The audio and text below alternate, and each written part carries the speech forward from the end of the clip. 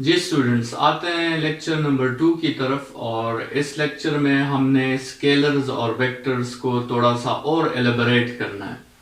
तो सबसे पहले स्केलर्स की तरफ आते हैं। Scalars are those quantities which require only magnitude for their complete representation and does not require direction, और डायरेक्शन की कोई जरूरत उसे नहीं होती।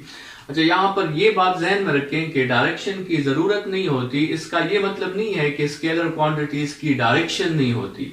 स्केलर क्वांटिटीज की डायरेक्शन होती है, लेकिन उसको शो करने की और उसको बताने की रिप्रेजेंटेशन की जरूरत नहीं होती। ठीक है, आप सिर्फ मैग्नीट्यूड से मुकम्मल तौर पर क्लियर हो जाते हैं, आपको डायरेक्शन की रिक्वायरमेंट नहीं होती। सो स्केलर क्वांटिटीज में ये बात हमेशा याद रखें कि it does not require direction. तो इसका मतलब ये नहीं कि it does not have direction. उसकी डायरेक्शन होगी, उसकी कोई ना कोई डायरेक्शन जरूर होगी, लेकिन उस डायरेक्शन को एक्सप्लेन करने की जरूरत नहीं होगी in case of scalar quantities. ठीक है, यहां पे हमने एक वर्ड डिस्कस किया, मैग्नीट्यूड। तो सबसे पहले मैग्नीट्यूड को डिफाइन कर लेते हैं कि व्हाट इज मैग्नीट्यूड। तो magnitude is simply a number with a proper unit. ठीक है, मैग्नीट्यूड क्या है? एक नंबर के साथ जब आप एक यूनिट लगा देते हैं तो in physics we call it magnitude. जैसे आपके साथ 9 मीटर्स है, जैसे आपके साथ 10 केजी है, जैसे आपके साथ 5 सेकेंड्स हैं, 16 Newton, 5 joules, 10 ampere, 16 volt, 9 moles, 3 dozen या 20 स्टेप, या और भी बहुत से एग्जाम्पल्स जिसमें आपके साथ एक नंबर के साथ एक प्रॉपर यूनिट लगा हुआ हो, दैट इज कॉल्ड मैग्नीट्यूड। ठीक है, इन सारे मैग्नीट्यूड्स को देखते हुए आपको एक प्रॉपर्टी मैग्नीट्यूड के बारे में क्लियर हो गई होगी कि मैग्नीट्यूड्स आर ऑलवेज पॉजिटिव। ठीक है, मैग्नीट्यूड्स कभी भी नेगेटिव नहीं हो सकते, वो हमेशा पॉजिटिव होते हैं। जैसे let's suppose we are finding the distance between 2 points. So the distance between 2 points is always positive. The lowest value इसकी आपके साथ 0 meters होगी, otherwise it would be always positive. मास को आप मेजर करते हैं a number with unit के साथ, तो आप -3 kg कभी भी नहीं कहते। -3 kg makes no sense at all। ठीक है, तो इसका मतलब ये हुआ कि magnitudes are always positive. Magnitudes हमारे साथ कभी भी नेगेटिव नहीं हो सकते। And as we know that scalar quantities are only represented by magnitude, they are only represented by magnitude. So if magnitudes are always positive, this would mean that scalar quantities are also always positive. तो जितनी भी scalar quantities हैं उनकी एक combined property है कि scalar quantities are always positive.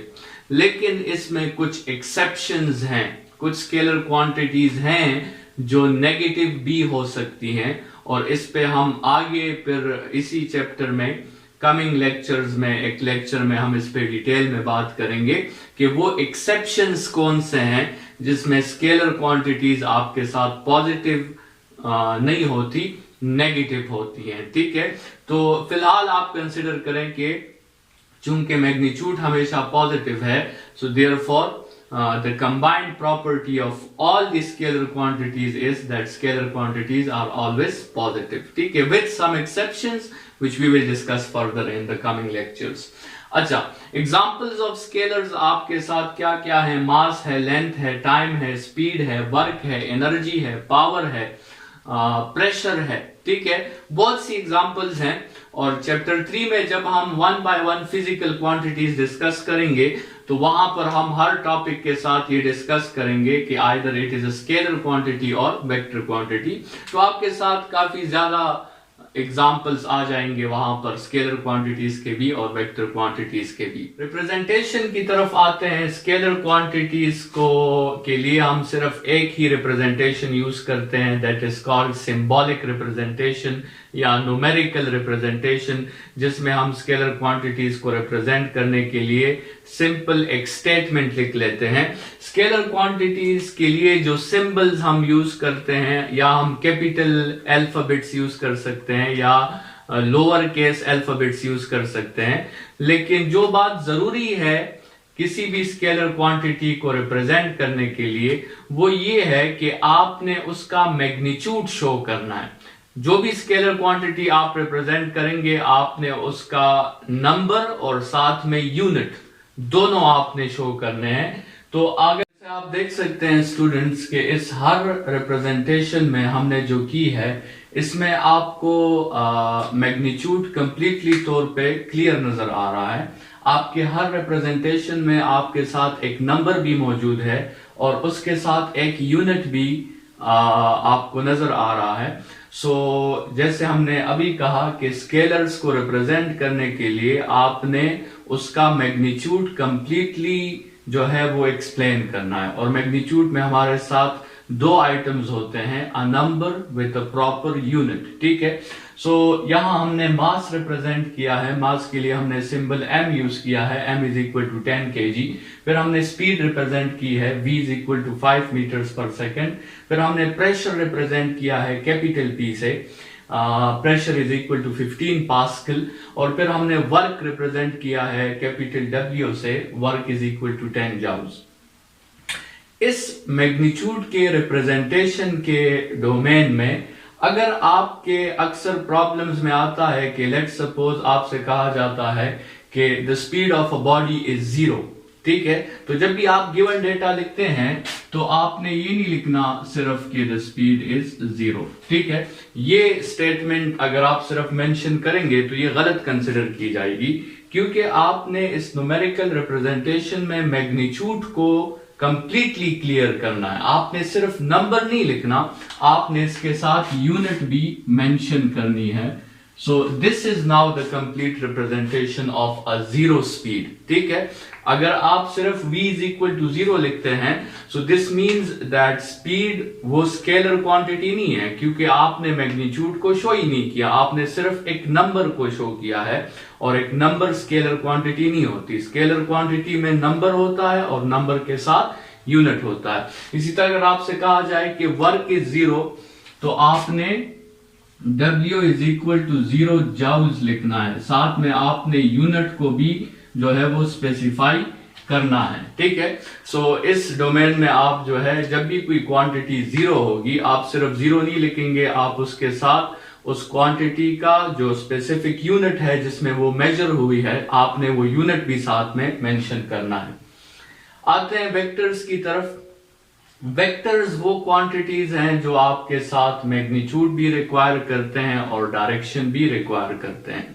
ऐसी quantities जिसका सिर्फ मैग्नीट्यूड अगर हम ऑडियंस को बताएं तो वो ऑडियंस क्लियर नहीं होती उस क्वांटिटी के बारे में, और वो ऑडियंस तभी कंप्लीटली जो है अंडरस्टूड कर लेती है उस क्वांटिटी को जब हम मैग्नीट्यूड के साथ साथ डायरेक्शन का आइडिया भी दे दें उन्हें। तो ऐसी क्वांटिटीज को जो अपनी कंप्लीट रिप्रेजेंटेशन के लिए ना सिर्फ मैग्नीट्यूड रिक्वायर करे बल्कि उसके साथ साथ डायरेक्शन की रिक्वायरमेंट भी हो, ऐसी क्वांटिटीज को हम वेक्टर क्वांटिटीज कहते हैं। ठीक है, एग्जाम्पल्स जो है वेक्टर क्वांटिटीज की वो आपके साथ फोर्स है, एक्सेलरेशन है, वेलोसिटी है, मोमेंटम है, डिस्प्लेसमेंट है, इम्पल्स है, और भी बहुत सी एग्जाम्पल्स हैं जो हम आगे जाके वन बाय वन डिस्कस करेंगे। फिर वेक्टर क्वांटिटीज और स्केलर क्वांटिटीज में जो आपके साथ पहला प्रोमिनेंट फर्क है, पहला जो बहुत क्लियर डिफरेंस है वो ये है कि स्केलर क्वांटिटीज अभी हमने कहा कि दे आर ऑलवेज पॉजिटिव, लेकिन वेक्टर क्वांटिटीज जो हैं वो पॉजिटिव और नेगेटिव दोनों हो सकती हैं। ठीक है, इस पॉजिटिविटी और नेगेटिविटी की जो एक्सप्लेनेशन है वो कंसर्न्ड है डायरेक्शन के साथ। हम अगले लेक्चर में ये बात करेंगे कि किसी वेक्टर क्वांटिटी को हम डायरेक्शन देने के लिए फिजिक्स में कौन कौन से मेथड्स जो हैं वो यूज करते हैं, और उन मेथड्स में हम एक जनरल मेथड पढ़ेंगे जो कि प्लस माइनस का मेथड है।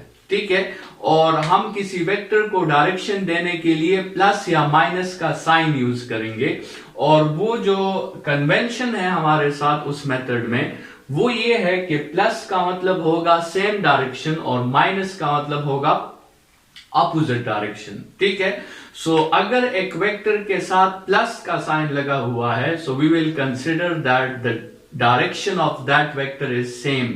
और अगर किसी वेक्टर के साथ माइनस का साइन लगा हुआ है, so we will consider that the direction of that vector is opposite. ठीक है, सो यहां पर ये बात क्लियर कर लें कि वेक्टर्स में मैग्नीट्यूड भी होती है और डायरेक्शन भी होती है, लेकिन अगर वेक्टर के साथ माइनस का साइन लगा हो या प्लस का साइन लगा हो, तो उस प्लस और माइनस का जो कंसर्न है वो मैग्नीट्यूड के साथ नहीं है। मैग्नीट्यूड हमेशा पॉजिटिव होता है। The negativity in vectors is only concerned with directions. ठीक है, आपने वेक्टर के साइन को एक्सप्लेन करने के लिए डायरेक्शन के लिहाज से आपने एक्सप्लेनेशन देनी है। मैग्नीट्यूड हमेशा पॉजिटिव होता है, वो कभी भी नेगेटिव नहीं हो सकता। और किसी वेक्टर के साथ अगर नेगेटिव साइन मौजूद है, सो दिस मींस दैट वो वेक्टर जो है वो आपके साथ मैग्नीट्यूड उसका भी पॉजिटिव है, लेकिन that vector is actually in the opposite direction. तो आते हैं लेक्चर नंबर 3 की तरफ, और लेक्चर नंबर 3 में हम एक्सप्लेन करेंगे कि हम जो है कौन कौन से मेथड्स यूज करते हैं फिजिक्स में किसी वेक्टर को डायरेक्शन देने के लिए, या ऑडियंस को ये समझाने के लिए कि इस वेक्टर की ये खास डायरेक्शन है।